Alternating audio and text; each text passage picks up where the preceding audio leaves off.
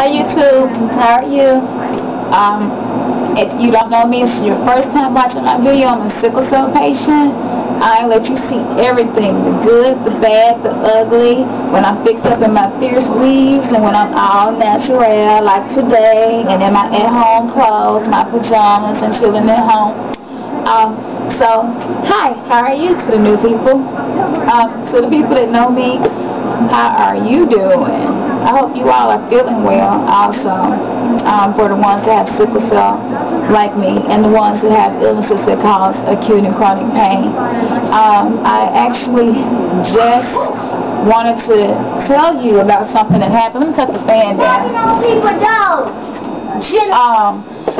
I actually wanted to tell you about something that just happened recently.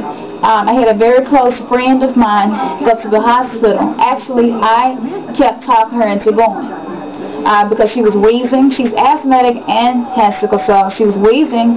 She has had fever for the past 3 days. So I finally got her to go, and she has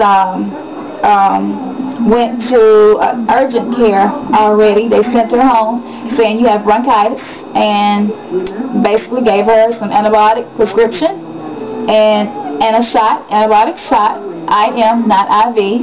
They did not do what is usually protocol, which is fluids, oxygen, whether our O2 saturation is good or not. That is usually the protocol for sickle cell. And for any healthcare givers out here that don't know, oxygen and fluids both help pain.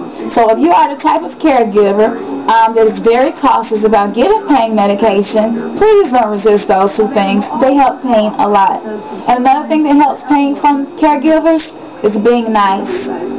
Even if you're judgmental, or even if you think you have made what I guess you would call a good judgmental calling by the appearance of the person, please do that. That will help. That helps. That helps. So if you want to get rid of us, that's a good way to do it.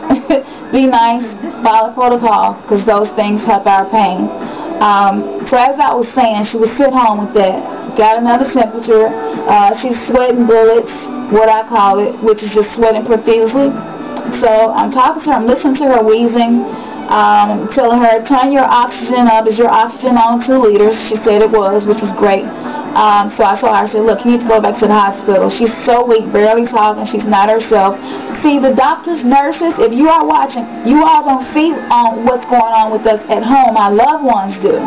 So that's why they're very irate when we're not treated with the proper medical attention we need. And when I say that, I mean take your time. Talk to us. Ask us questions. What's going on? Do the proper panels, chemistry panels, the blood work.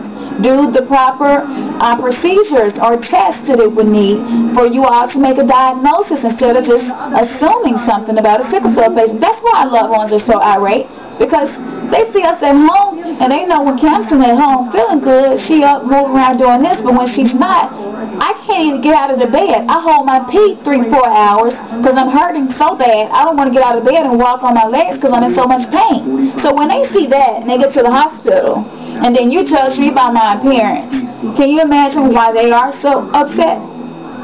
They have a right to be. You would too.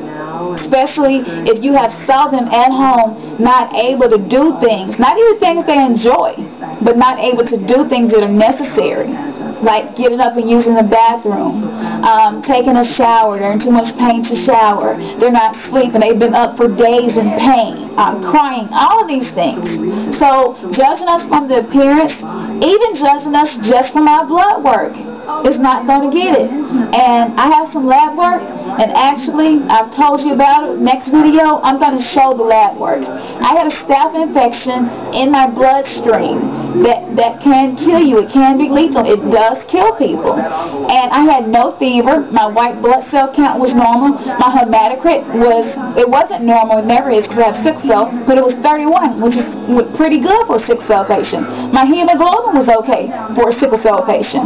My retic count was okay for a sickle cell patient. But I had something in my blood that could have potentially killed me. My doctor treated the infection. He treated the crises. Though I had no fever, he saw the test results. He saw the blood cultures. So he knew that there's no way I could have a blood infection and not actually go into a crisis. So if you are only basing whether or not a patient is in pain by their hematocrit, hemoglobin, retic count, and white blood cell count, by their BNP, their CBC, and retic, then I'm sorry, but you're not making a good judgmental call, because that person can still actually be in pain. That person could actually have some type of infection or something going on. And she got sent home again. I spoke with the doctor.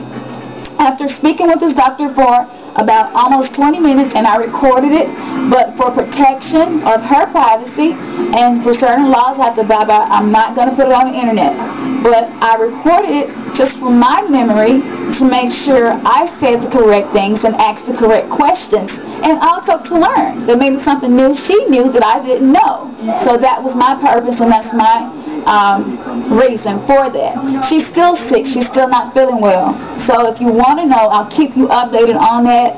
I was up to 2 o'clock in the morning working on her with this, making phone calls, staying up, calling, checking her temperature, things of this nature, making sure she's getting treated correctly, telling her the ins and outs, the drug interactions, questions like, well, can I take their leave? And I just took Tylenol, things like that. I've learned those things not only through my college education, but also through being sick my whole life.